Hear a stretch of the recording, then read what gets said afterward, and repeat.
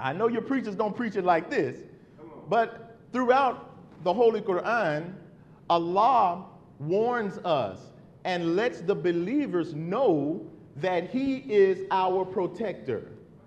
Allah lets the believers know that if we are steadfast on His deen, in His will, in His way, that He will protect us even against insurmountable odds. When we study the history of Prophet Muhammad sallallahu alaihi wasallam, we read how he and the early Muslims were heavily outarmed, heavily outnumbered, heavily outmanned and out-resourced, but because of the steadfastness that he and the early Muslims endured, Allah would protect them and they would win their battles. So Allah tells us, yea, if you are steadfast and keep your duty, and they come upon you in a headlong manner, if the enemy try to come up on you with all their resources, with all of their might, with all of their strength, Allah tells us, your Lord will assist you with 5,000 havoc-making angels. So you're dealing with a God who can and will protect His people in the real world. This is not something that is limited to the spiritual realm, you know. In religion, most of the time, they just keep us so spooked out, where everything is so abstract, and very little application is given to real-world circumstances and conditions. This is where religion has failed miserably. I'm talking about religions in general.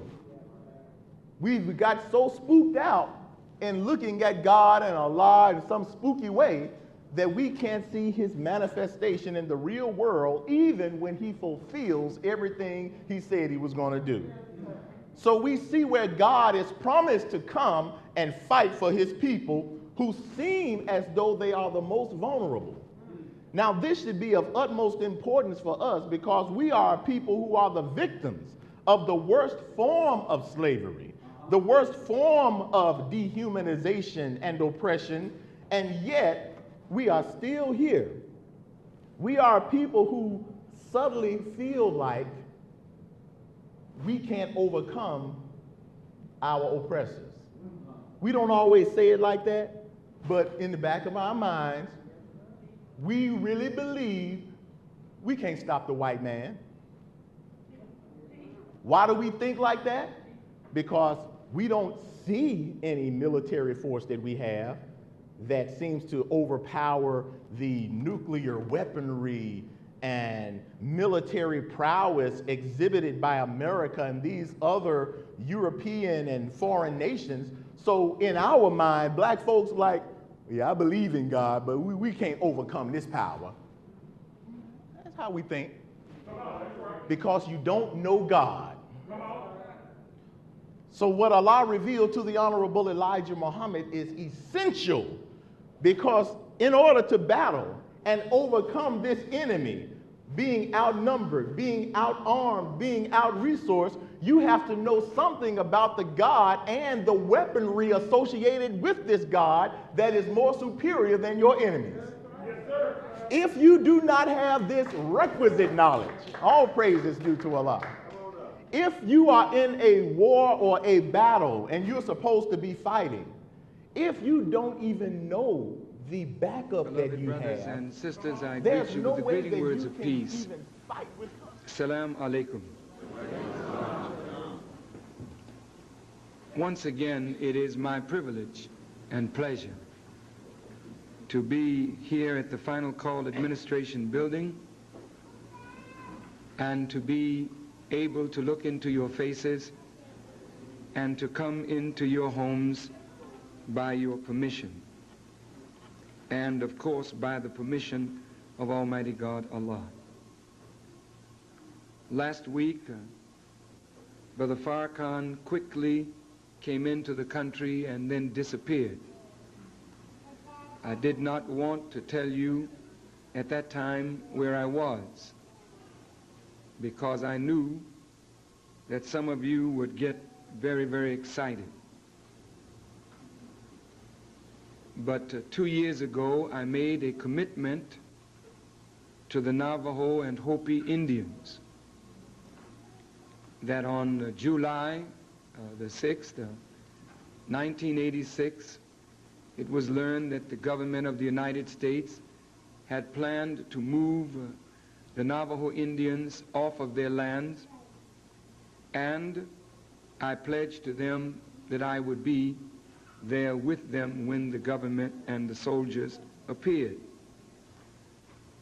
You may say, Brother Farrakhan, that is very dangerous. Yes, it is.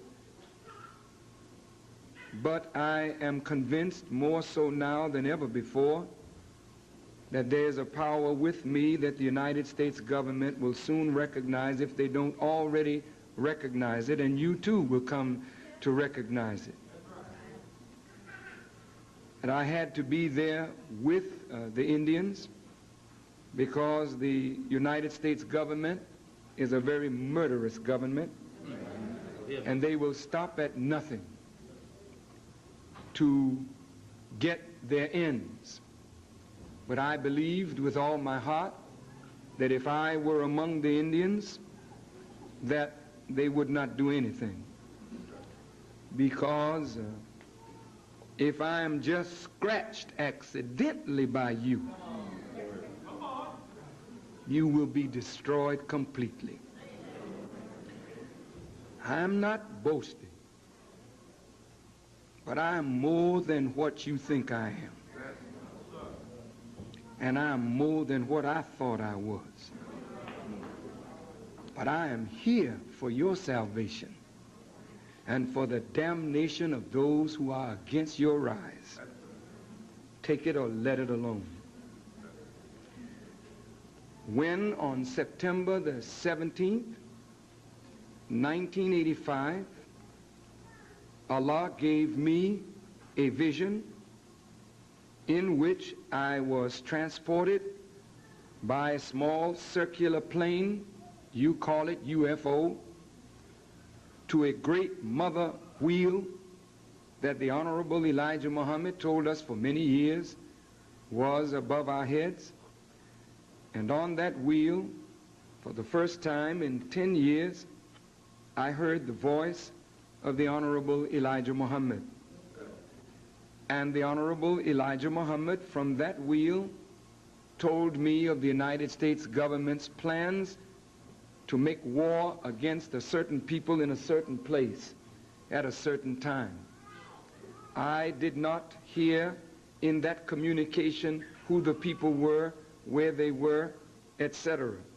But I can only tell you this, that as the Honorable Elijah Muhammad spoke to me in this vision from that wheel, he spoke in very short, cryptic sentences, but whole paragraphs were going off in my brain, and I could see writing like a scroll, even though I was not able to discern what all the writing was, which means that much was put into me in that very short meeting that is now coming forward from me.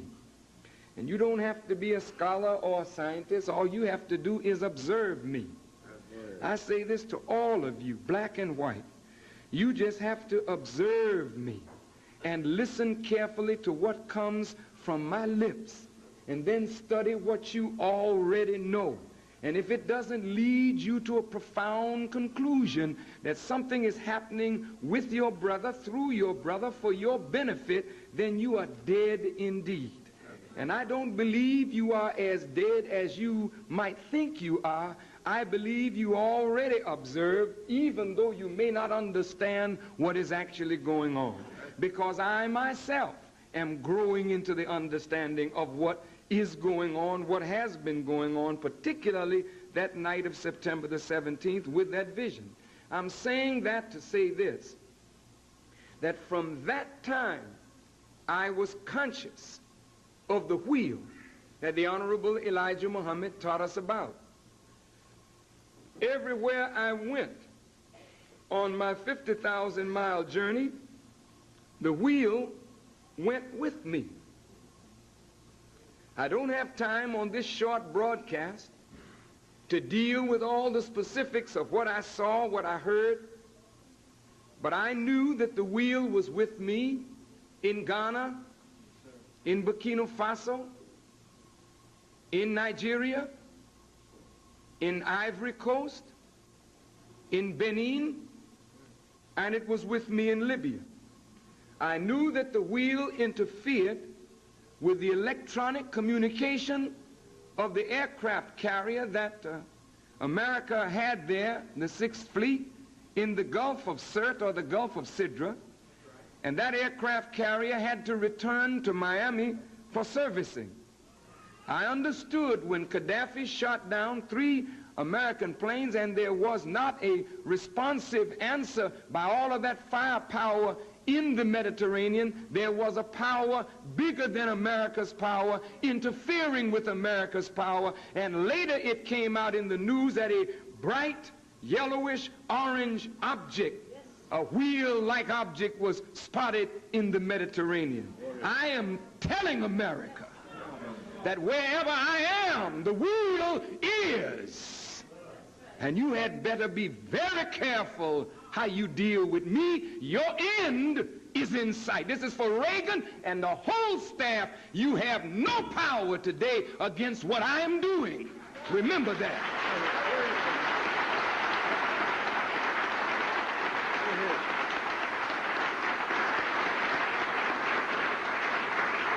I'm here as a mercy to you or to end your civilization, whichever one you want. Off the coast of Southern California, I was serving on board USS Jackson.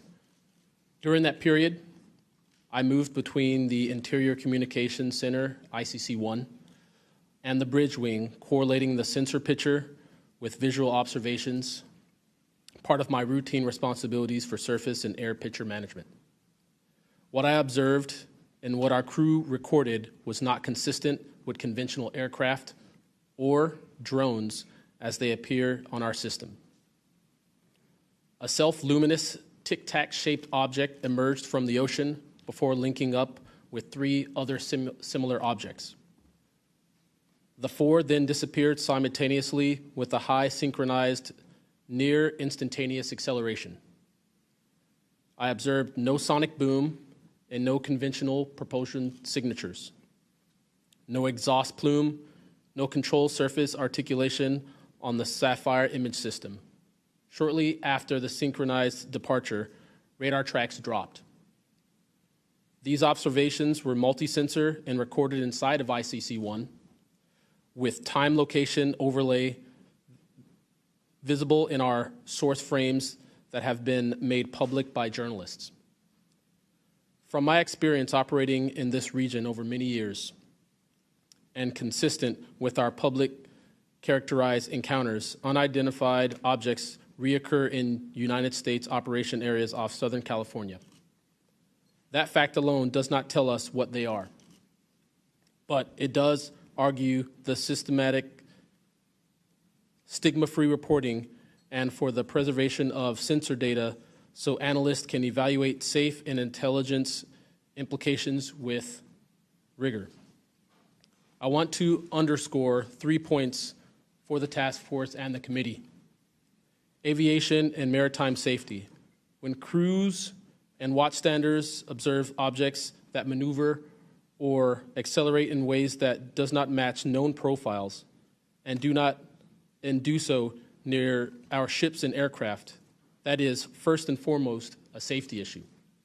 To be clear, I am not here to make claims beyond my lane. I am here to provide a first-hand account of what I saw, what our systems recorded, and why it matters for safety, for intelligence, and public confidence. My request to you is practical. Help us capture, protect, fairly evaluate the evidence, and provide a safe pathway for those in uniform to report it. In closing, I want to thank the committee and the task force for holding this hearing and for placing this discussion in a forum where evidence can be examined carefully and openly. I appreciate your attention and stand ready to answer your questions. I think God is trying to tell us something. I think God was trying to tell them something.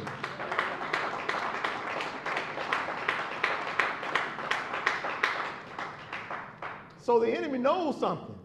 So this alarm, you have a clearly superior technology that you couldn't do nothing with, America. Huh? See, God is real today, man. This ain't no spook stuff here. This is the reality of God. And so all of their investigations led them to arrest not your preacher, not some political leaders, not even necessarily any foreign adversaries as it relates to this. They arrested Elijah Muhammad and questioned him about the will.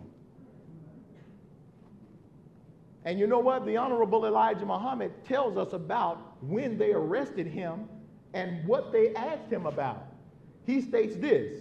These are the Honorable Elijah Muhammad's words. It's also on audio too, but I'm going to read it. He states from the Theology of Time, he says, write in the paper if you want and tell the devil what I'm telling you.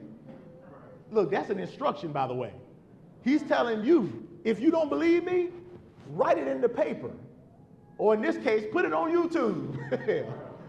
Broadcast it. Tell the devil, tell the government what I'm telling you about this will. And he said, see if he'll try to deny it. See if the enemy will try to deny it. I try to follow those instructions. Elijah Muhammad told us to publicize it and see if the devil will deny it. But they keep running from us though, huh? The Honorable Elijah Muhammad said, they know it's out there. He said, I sat down and I talked with them years ago about it. He's talking about the FBI officials. They asked me questions. They have the drawing on a blackboard that they'd taken from us when they arrested us. And I had drawn the plane and written explanations on the blackboard, and they took it to the FBI office. See, when they arrested the Honorable Elijah Muhammad, and they came and arrested those brothers and sisters out of the mosque, they took the evidence. The messenger would keep these drawings about the will. Remember, this is central and core to the Nation of Islam theology. He would have drawn on the blackboard the will and explanations about the will. Hell, the FBI office took the whole damn blackboard and took it to the office. Now, again, see, this is not even, you can't interpret stuff like this. See, you can't argue with stuff that's actually historical record. So you can see why they'll never, ever have an intelligent dialogue with us about this. Because the more you investigate, the more you think about, the more you analyze and study this topic, you will ultimately have to bear witness that Elijah Muhammad had to have met the supreme being.